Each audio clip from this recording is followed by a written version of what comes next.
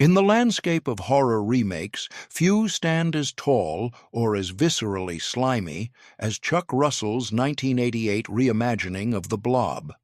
A far cry from the campy, red jelly monster that terrified teens in 1958, this new creature was a product of its time, a hyper-aggressive, intelligent, and graphically horrifying result of government conspiracy. While it famously underperformed at the box office, it oozed its way into the hearts of horror fans through home video and cable television, securing its status as a bona fide cult classic. Its enduring legacy is built on groundbreaking practical effects, a cynical post-Cold War narrative, and a series of shocking moments that broke the established rules of mainstream horror. A classic, reimagined, more than a remake, a thematic overhaul. To call the 1988 film a mere remake of the 1958 original is a profound understatement. It is a complete thematic and tonal deconstruction.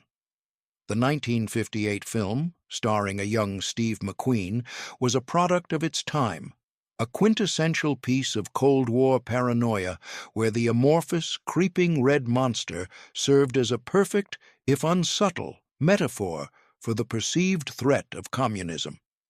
It was a film about community, conformity, and teenagers proving their worth to a skeptical adult world by uniting against an external threat. Chuck Russell and Frank Darabont's version discards this optimism entirely. Their film is steeped in the cynicism of a post-Vietnam, post-Watergate America.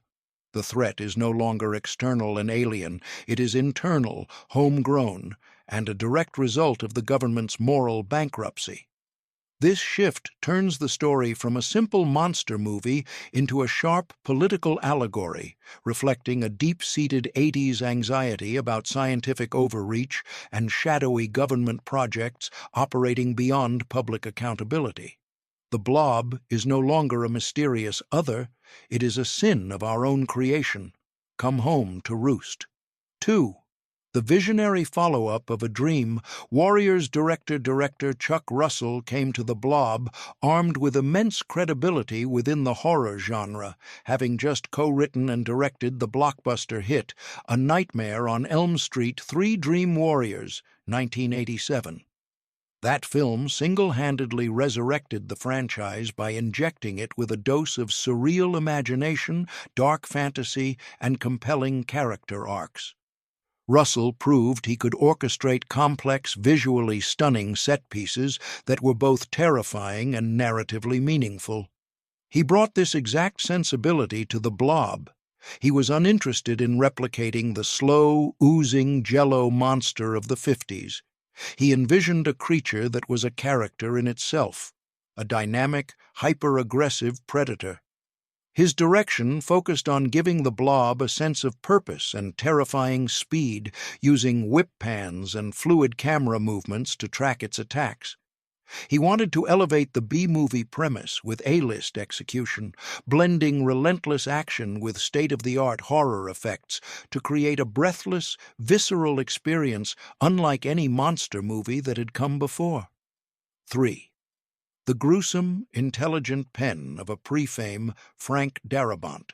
Long before he would become the celebrated Oscar-nominated director of poignant dramas like The Shawshank Redemption and The Green Mile, Frank Darabont was a dedicated and brilliant horror scribe. His collaboration with Chuck Russell on The Blob was a fusion of two immense talents who shared a vision for intelligent, character-driven genre filmmaking. Darabont was instrumental in developing the script's cynical, anti-authoritarian edge. He penned the government conspiracy subplot, creating the sinister Dr. Meadows and his team, who are arguably more monstrous in their cold indifference to human life than the creature they unleashed. Darabont's signature is all over the film's most shocking and subversive moments: the brutal phone booth death, the taboo-shattering demise of a child, and the small, telling lines of dialogue that reveal a world where no one in charge can be trusted. He crafted a narrative where the blue-collar rebel and the cheerleader were not just survivors, but detectives uncovering a rot at the heart of their country. 4. A Man-Made Monster, the horrifying origin of Project Flagg. The film's most crucial narrative pivot is the origin of the creature. In a direct inversion of the original's meteor-based monster, this blob is revealed to be a U.S. military experiment in bacteriological warfare, codenamed Project Flagg. A subtle nod to the recurring demonic antagonist, Randall Flagg, from the novels of frequent Darabont inspiration, Stephen King. This man-made origin completely recontextualizes the horror. The film explains that the mutated, aggressive bacteria were created in a lab to be the ultimate biological weapon, capable of consuming enemy combatants in any environment. Launched into space for testing in a supposedly stable orbit, the satellite containing the experiment malfunctions and crashes back to Earth, unleashing its payload on the unsuspecting citizens of Abbeville, California. This backstory transforms the film into a cautionary tale about the military-industrial complex and the hubris of man playing God, making the ensuing carnage not a random cosmic event, but a direct consequence of human arrogance and secrecy. 5. Southern Gothic Horror. The idyllic setting of Abbeville, Louisiana. Principal photography for The Blob took place not in the fictional small towns of California or Pennsylvania, but in the heart of Cajun country, Abbeville, Louisiana. The choice of location was a masterstroke, providing a rich, atmospheric backdrop that greatly enhanced the film's visual texture. The town's Southern Gothic charm, with its historic courthouse, classic American diner, which features prominently in the film, moss-draped oak trees, and quaint movie palace, created a powerful sense of idyllic normalcy that was systematically and brutally violated by the creature's rampage. The production was warmly received by the local community, who enthusiastically participated as extras, their panicked faces filling the screen during the chaotic theater evacuation and street-level attacks. This juxtaposition of a peaceful, real-world community with an eruption of otherworldly body horror is one of the film's most enduring and effective artistic choices, grounding the fantastical events in a believable, tangible place. 6. Orphaned at the box office, a victim of studio malpractice. Despite its artistic merits and groundbreaking effects, The Blob was a significant financial failure, grossing just over $8.2 million against a substantial budget. Its demise was not a reflection of its quality, but a classic case of a film being orphaned by its studio. During its production and post-production, TriStar Pictures underwent a major corporate restructuring and a change in leadership. The new studio heads had no personal or financial investment in the projects greenlit by the previous regime. Consequently, The Blob was unceremoniously dumped into the hyper-competitive summer of 1988 with a minimal and poorly conceived marketing campaign. The trailer and posters failed to communicate the film's unique blend of action, conspiracy, and horror, selling it as just another monster movie.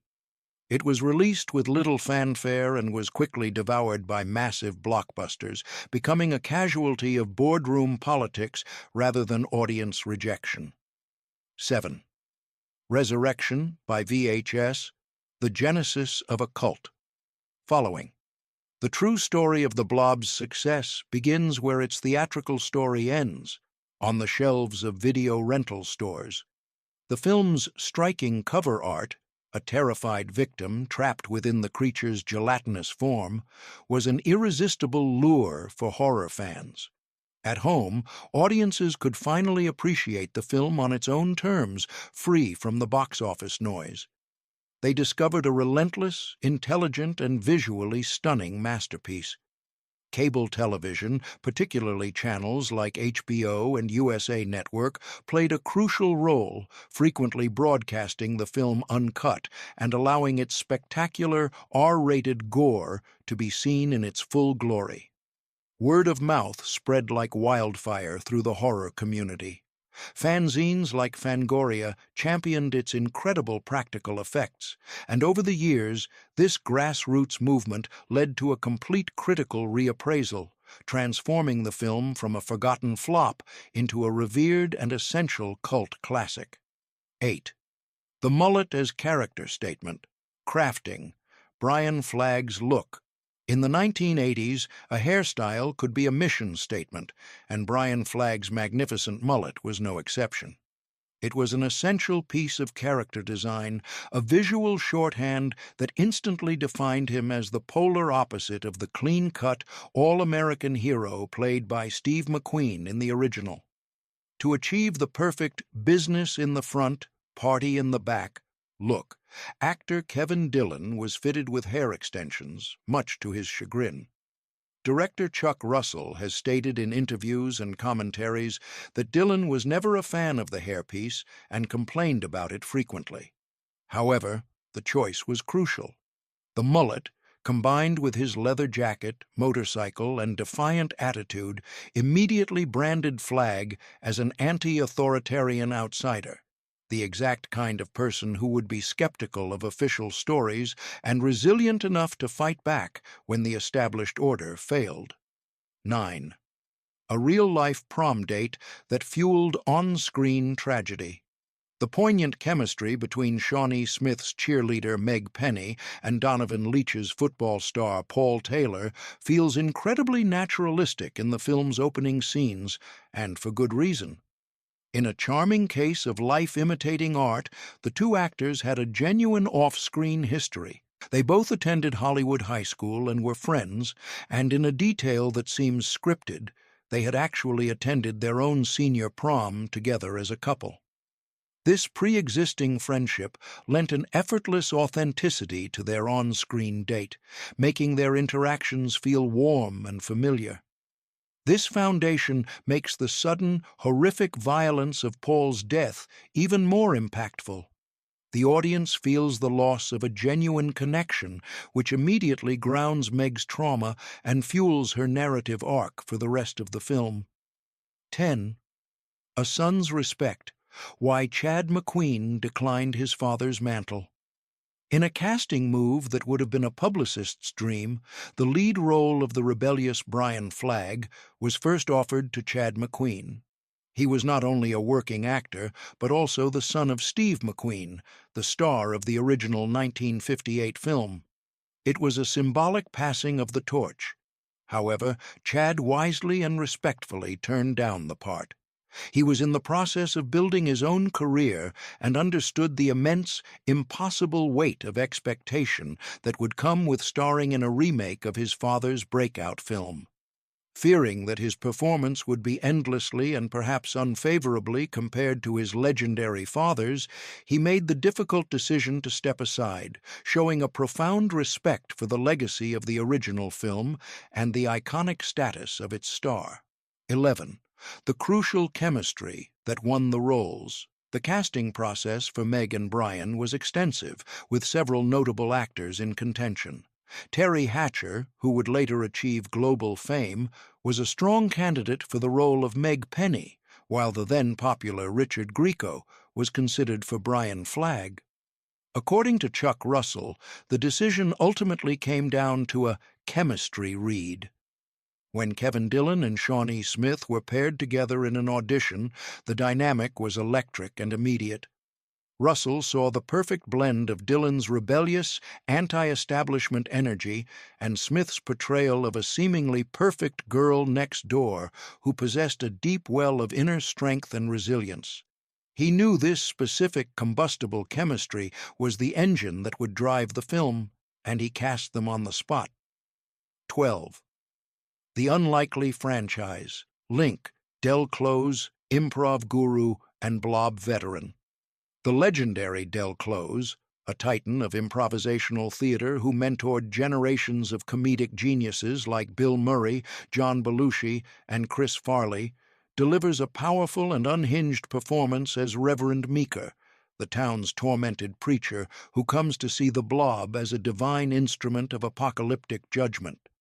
His casting creates a fascinating and obscure link within the larger Blob franchise. Years earlier, Close had a small role as a bearded hobo in the all-but-forgotten, broadly comedic 1972 sequel Beware, The Blob, directed by Larry Hagman. This makes him one of the only actors to appear in multiple iterations of the franchise, his presence bridging the gap between its silliest and its most terrifying installments. 13. A Lynchian seal of approval, the Jack Nance cameo.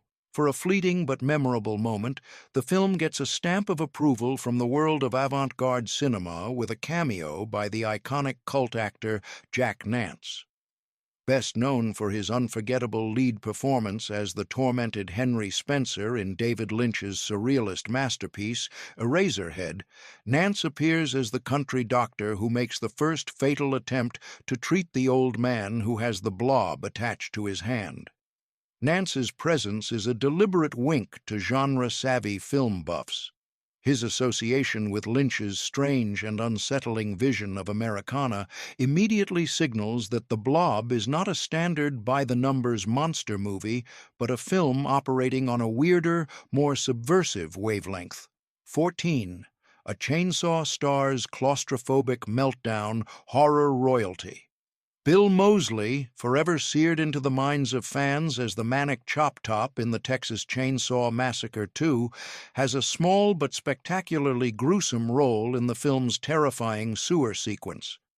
Cast as one of Dr. Meadows's soldiers, his character is ambushed by a blob tentacle and violently dragged into a narrow sewer grate. Russell's camera lingers on him in a moment of pure body horror artistry. We see his hazmat suit suddenly inflate as the creature dissolves him from within, only to collapse inward as his liquefied remains are sucked away. It's a standout death scene that showcases not only the creature's lethality, but also the film's commitment to graphic, inventive, and deeply unsettling horror. 15. The psychological terror of a familiar face. One of the most chilling innovations of the 1988 Blob is its ability to absorb the memories and forms of its victims, turning them into psychological weapons. This is demonstrated most terrifyingly with the character of Sheriff Herb Geller, played by frequent Frank Darabont collaborator Jeffrey DeMunn. After the Blob consumes the sheriff, it attacks Fran in the phone booth. In a moment of pure cinematic sadism, the creature morphs Geller's half-dissolved, screaming face into its gelatinous mass, taunting her with the visage of her friend just before it kills her.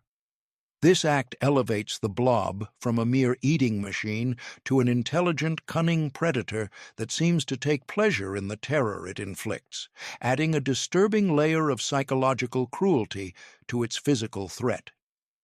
16. Masterful suspense, the unrelenting cruelty of the phone booth.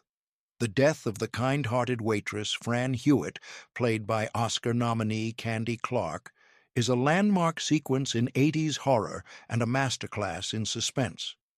Director Chuck Russell consciously rejected a simple jump scare, opting instead for a slow, agonizing Hitchcockian buildup of dread. The tight, claustrophobic confines of the phone booth become a glass coffin. The camera holds on Fran's growing panic as the Blob silently oozes over the glass, cutting off her escape and muffling her screams. The pacing is deliberate and merciless, forcing the audience to watch her die in slow motion. Russell has stated that his direction to the effects team was to make the death feel as cruel as possible. And the result is a harrowing, unforgettable scene that perfectly establishes the film's brutal and unforgiving tone. 17. Breaking the ultimate taboo, the death of a child. In what is arguably its most audacious and controversial creative choice, The Blob shattered one of the great unwritten rules of mainstream American cinema. It graphically killed a child on screen. After witnessing his older brother get devoured in the movie theater, young Eddie, Douglas Emerson, flees into a sewer pipe, only to be cornered. The film unflinchingly shows the creature enveloping him as he screams, pulling him into the drain. Later, his traumatized sister Meg finds his mangled body, half digested within the creature's mass in the sewers.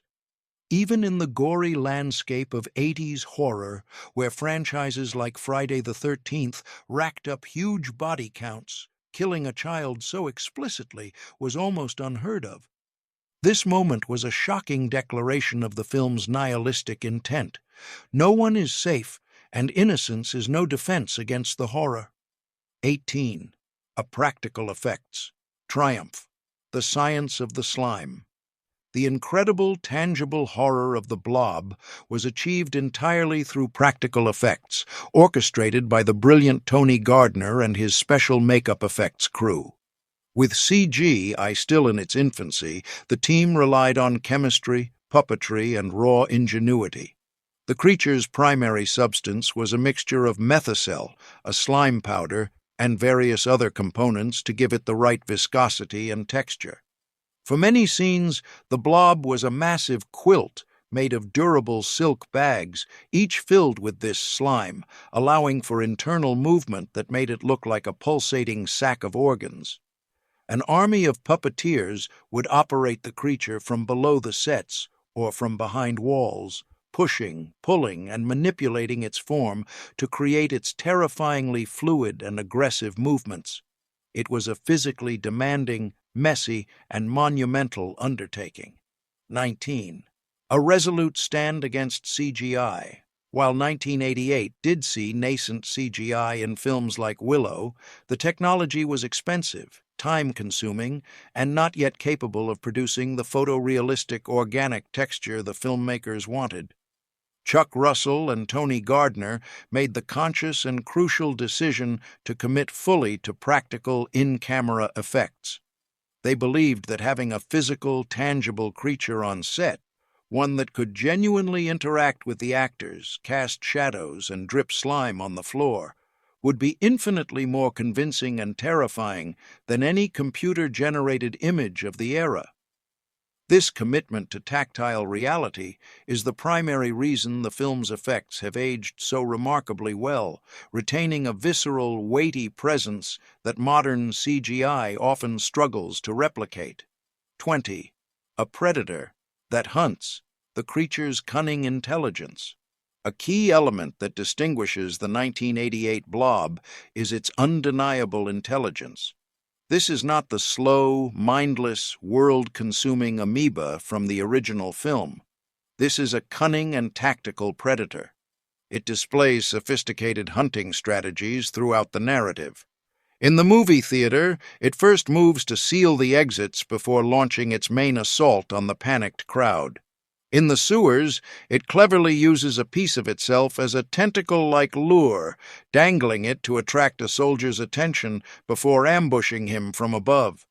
It sets traps, it uses psychological warfare by mimicking its victims, and it seems to learn and adapt its methods. This sentience, confirmed by the filmmakers as a core character trait, transforms it from a simple monster into a truly formidable and horrifying adversary. The disorienting terror of stop-motion animation. The chaotic, terrifying attack inside the town's movie palace was a complex sequence that required a multifaceted effects approach. For several key shots, particularly when the Blob rears up and lashes out under the flickering, disorienting light of the movie projector, the team utilized the age-old technique of stop-motion animation.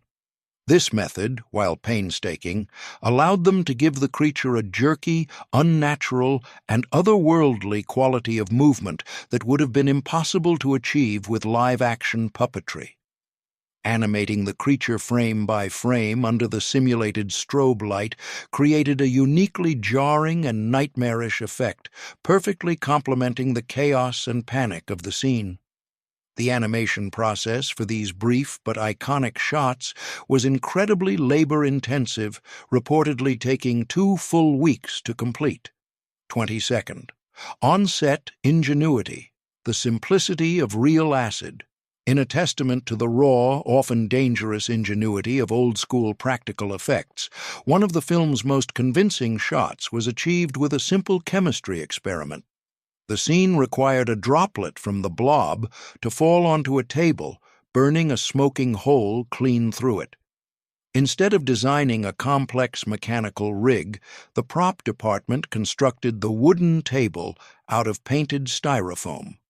When the cameras rolled, a crew member from off-screen simply dropped a small amount of real, corrosive acid onto the prop.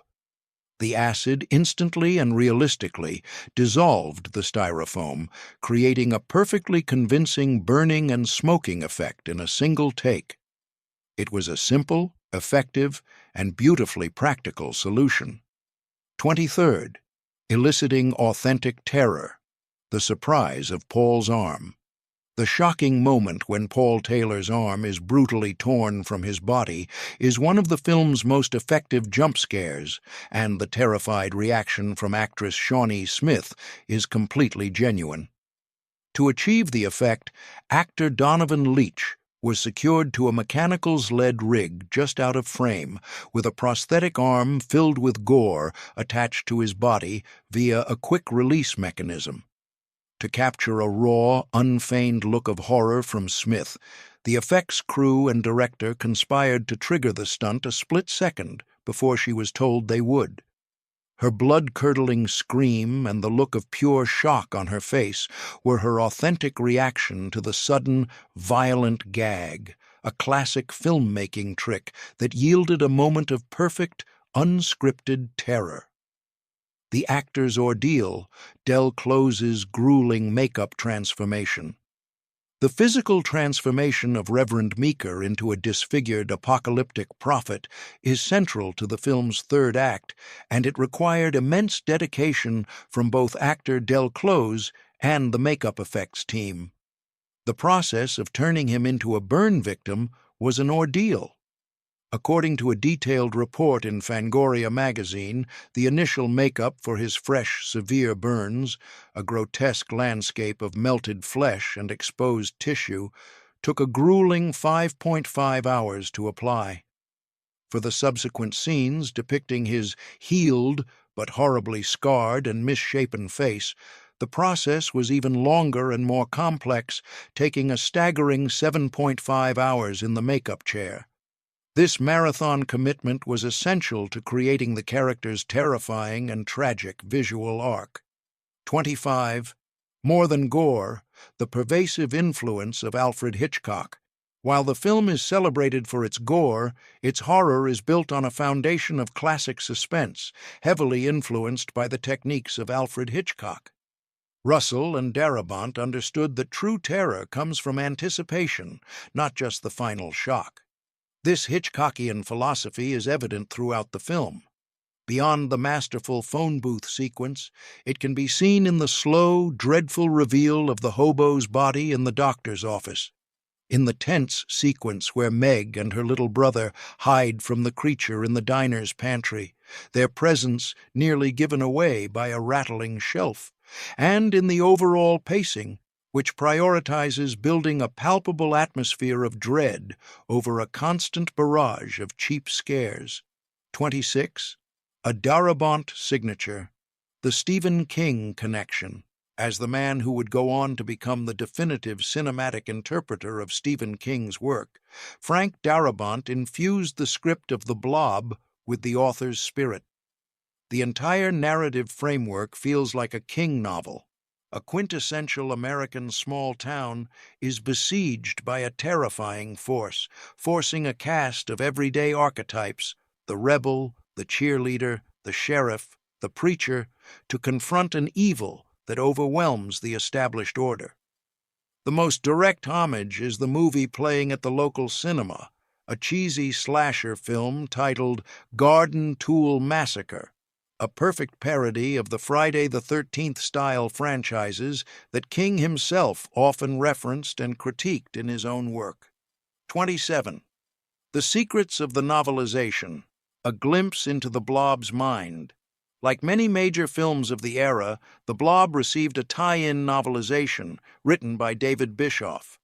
Often based on earlier script drafts, these books are a treasure trove for fans, and this one is no exception. It contains several scenes that were cut from the final film, including a small-scale horror moment where the blob consumes a squirrel, providing an early demonstration of its predatory nature. Most tantalizingly, the novel includes several chapters written from the blob's own point of view. This narrative device confirms its intelligence, revealing a consciousness that is not just driven by a primal hunger, but also possesses a malevolent, sadistic awareness, seemingly reveling in the fear and pain of its victims. 28th. A Wheeler's Last Ride, the projectionist from Return to Oz, the ill-fated movie projectionist who gets a gooey theatrical death, was played by actor Michael Kenworthy. While his role in The Blob is brief, Kenworthy holds a special place in the hearts of 80s kids for his role in another famously terrifying film, Disney's dark fantasy sequel, Return to Oz, 1985. In that film, he played one of the menacing and psychologically scarring Wheelers, the shrieking humanoids with wheels for hands and feet. His presence in The Blob creates a fun piece of trivia that connects two of the decade's most memorable and genuinely frightening genre films. 29th. Updating the climax, a more self-reliant solution. The 1988 film cleverly pays homage to the original's climax, where the creature's weakness is discovered to be extreme cold, but it significantly reworks the execution to fit its cynical, anti-authoritarian theme.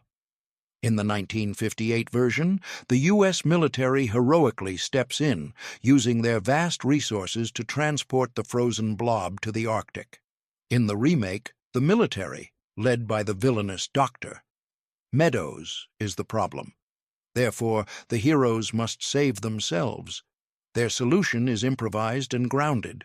They first discover the cold weakness by happenstance with CO2 fire extinguishers, and the spectacular finale involves them commandeering a snowmaker truck and cleverly weaponizing its liquid nitrogen supply.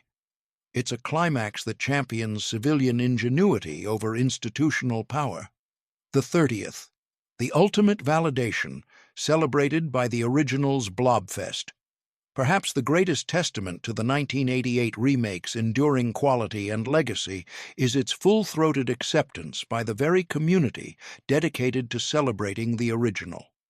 Every year, Phoenixville, Pennsylvania, the town where the 1958 film was shot, hosts Blobfest, a charming festival attended by thousands of fans.